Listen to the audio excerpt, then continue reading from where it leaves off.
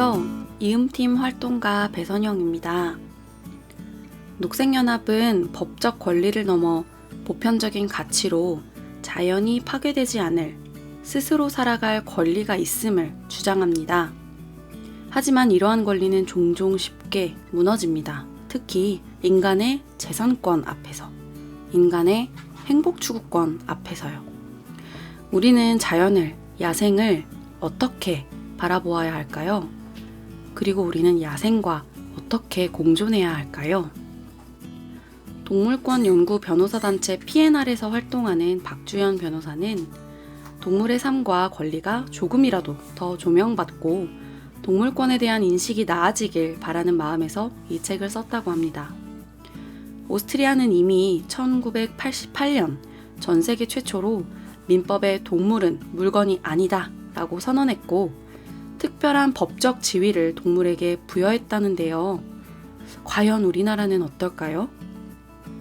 지금부터 24페이지 동물이 소송의 주체가 되는 미래 설악산 사냥 소송 사건을 읽어보겠습니다. 설악산에는 사냥이 산다. 이들은 국제적 멸종위기종이자 천연기념물로 특히 북부 소개체구는 인적 드문 내설악, 황철봉 부근에 소수로 모여 살고 있다. 그곳은 하늘다람쥐, 삭, 담비, 수달 등 다른 멸종위기 야생동물도 함께 살아가는 생태보전 가치가 무척 높은 곳이다. 양양군수는 바로 그곳에 5색 케이블카를 설치하겠다는 계획을 발표했다. 이에 대해 문화재청의 자문기구인 문화재위원회는 이미 인근에 권금성 케이블카가 존재하는 데다 새로운 케이블카 설치로 인한 환경 피해가 예상된다는 등의 이유로 문화재 현상 변경을 부결했다.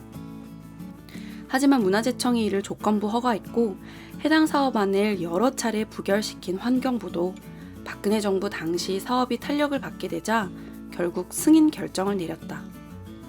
이에 환경 및 장애인 시민단체와 종교단체, 일반 시민들이 설악산 국립공원 보호를 위한 움직임에 나섰고 문화재청장과 환경부 장관을 상대로 행정소송을 제기하기도 했다. 2018년 2월 시민단체가 제기한 행정소송이 한창 진행되던 때 PNR은 사냥의 처지에 조금 더 주목했다. 겨우 38개체밖에 남지 않은 것으로 추정되는 이 동물은 여느 동물과 달리 행동 반경이 1제곱킬로미터 내외로 유독 좁다.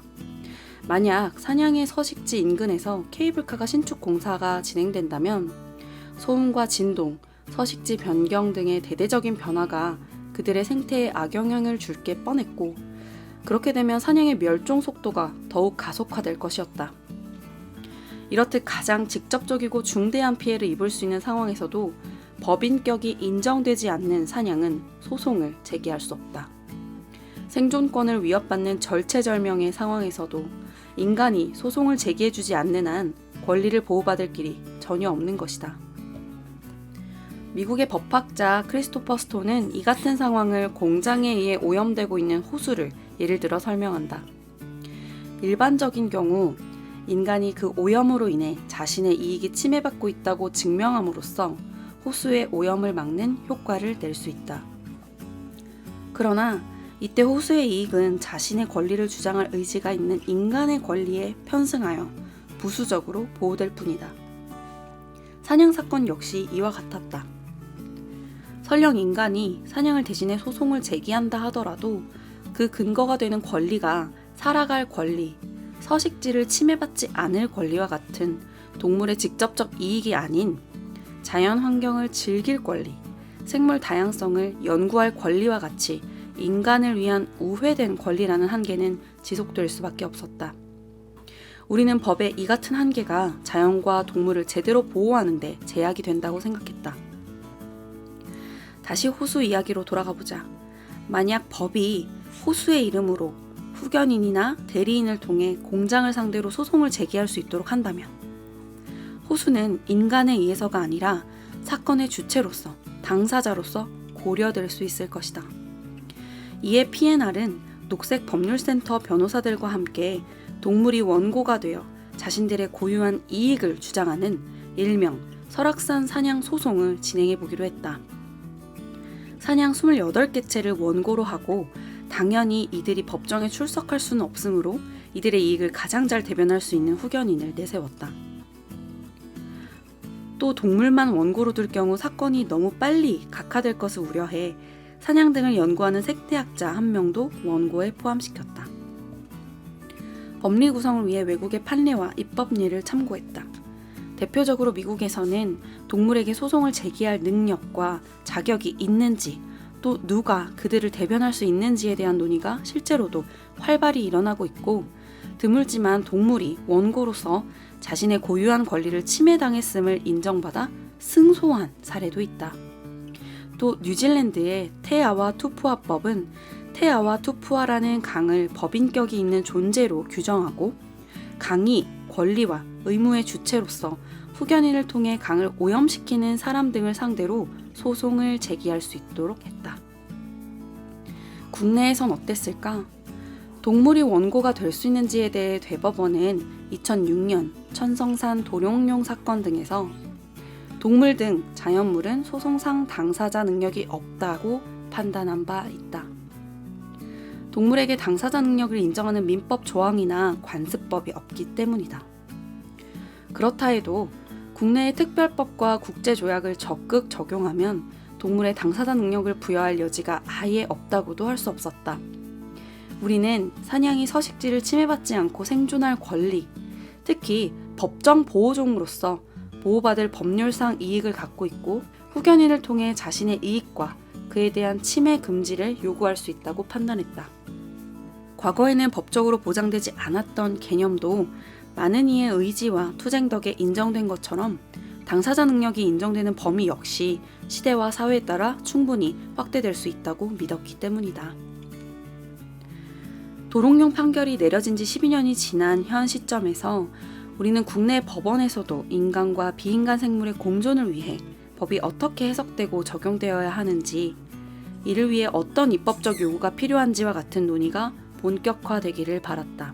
이것이 우리가 질 것을 예감하면서도 굳이 설악산 사냥 소송에 뛰어든 이유였다.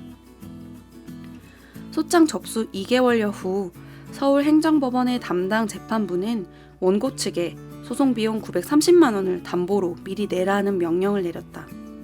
소송 비용은 패소자가 부담하는 것이 원칙이다. 소송이 본격적으로 시작되기도 전에 이 같은 명령을 내린 것은 법원이 원고의 청구에 명백한 이유가 없다고 판단한 것과 다름없었다. 이에 우리는 상당한 금전적, 심리적 부담을 안고 소송에 임해야 했다. 2018년 9월 서울행정법원에서 첫 변론이 진행됐다. 소송은 설왕설래가 계속되어 온 설악산 케이블카 사업과 관련됐다는 점, 이례적으로 동물이 원고라는 점 때문에 세간의 주목을 받았다. 나를 포함한 3명의 변호사가 원고석에 앉았다. 우리가 하는 말을 기자들이 받아 적는 소리가 생생하게 들렸다. 재판장은 전향적인 판결을 해보도록 재판부가 고심하겠다고 했다. 그 말에 우리는 아주 작은 희망을 품었다. 그러나 불길한 예감은 틀리지 않는다고 했던가? 재판부는 그날로 변론을 종결했다. 제대로 된 논의를 시작하지도 못한 채였다. 그리고 2019년 1월 25일 재판부는 당초의 예상에서 단 한 치의 어긋남도 없이 원고들의 청구를 각하했다. 설악산에 케이블카가 생기면 가장 많은 피해를 보는 것은 바로 사냥입니다. 우리에게는 생존권이 달린 문제입니다. 법원의 선고에 앞선 2018년 11월 우리는 시민들과 함께한 모의 법정에서 실제 법정에서는 제대로 이루어지지 못한 자연물의 권리와 당사자 능력에 대한 논의를 자유롭게 펼쳤다. 사냥이 단 하루 인간의 언어를 사용할 수 있다는 가정하에 사냥 역할을 맡은 한 연극인이 위와 같은 말로 사냥의 심경을 호소했다. 배심원단은 엄숙한 태도로 사냥의 주장과 원고 측 변호사, 피고 측 변호사의 주장을 들었다. 모집을 통해 무작위로 선출된 시민 배심원단은 이후 길고 진지한 평의를 거쳐 만장일치로 아래와 같은 취지의 평결을 내렸다. 시민재판부도 다음과 같은 판결을 내렸다. 사냥은 법률상 보호를 받는 종으로 자신의 권리로 소송을 제기할 능력이 있다. 또한 사냥이 활동 반경이 좁고 서식 환경이 특수하다는 점을 고려할 때 케이블카 공사 진행은 사냥의 멸종으로 이어질 수 있고, 이는 다른 어떤 방법으로도 회복되기 어려운 손해다. 사람들이 편하게 경치를 감상하여 얻는 이익보다는 사냥의 생존과 종 보전의 이익이 더 중대하다고 볼 수 있고, 따라서 사냥의 생존권을 침해하는 케이블카 공사는 중지되어야 한다. 시민들의 의식은 법원보다 한참 앞서 있었다. 어쩌면 시민들은 진작부터 이런 논의를 할 준비가 되어 있었는데 사회가 그 기회를 주지 못한 건 아닐까 하는 생각도 들었다. 이 같은 모의법정 결과를 실제 재판부의 판결로 만나려면 얼마나 더 기다려야 할까? 동물과 자연을 보호해야 한다는 당연한 인식이 사회 전반에 자리 잡지 못한다면 몇십 년 후, 아니 단 몇 년 후에는 과거 설악산에는 사냥이 살았었다가 될지도 모른다. 비인간 생물이 하나둘씩 멸종되어가는 지구에서 인간은 과연 어떠한 결말을 맞게 될까? 인간과 동물의 장기적인 공존을 위해 법이 어떻게 바뀌어야 하는지 진지하게 고민해봐야 하는 이유다. 독일은 기존 법만으로는 동물 보호를 위한 공익소송이 거의 불가능하다는 데 문제의식을 갖고, 이를 개선하기 위해 동물의 이익을 대변해줄 시민단체가 공익소송을 제기할 수 있도록 하는 제도 도입을 논의하고 있다. 프랑스 법원은 유조선 침몰로 심각한 해양오염이 야기된 일명 에리카오 사건을 두고 개인의 주관적 권리가 아닌 자연 그 자체나 공동체에 손해가 발생하는 생태 침해를 인정함으로써 자연이 스스로 보호받을 수 있는 길을 열어주었다. 시민들의 요구에 따라 생태 침해를 2016년 민법에 명시하기도 했다. 미국에서는 1972년 시에라 환경단체 사건 이후로 자연물의 권리 주체성, 소송 수행 가능성 및 그 요건에 대해 논의가 활발히 이루어졌다.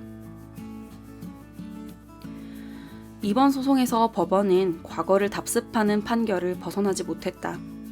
하지만 이 같은 별난 소송이 우리나라에서 소송 주체로서의 비인간 생명을 고찰하는 논의의 시발점이 될 수 있기를 바란다. 이후 오색 케이블카 설치를 저지하기 위해 시민과 시민단체가 제기한 일련의 소송은 모두 패소했다. 환경부는 당초 오색 케이블카 사업에 대해 설악산의 자연 환경과 생물 다양성에 미칠 악영향을 이유로 부동의하였지만 이를 취소해달라는 양양군의 행정심판 청구가 받아들여진 것이다.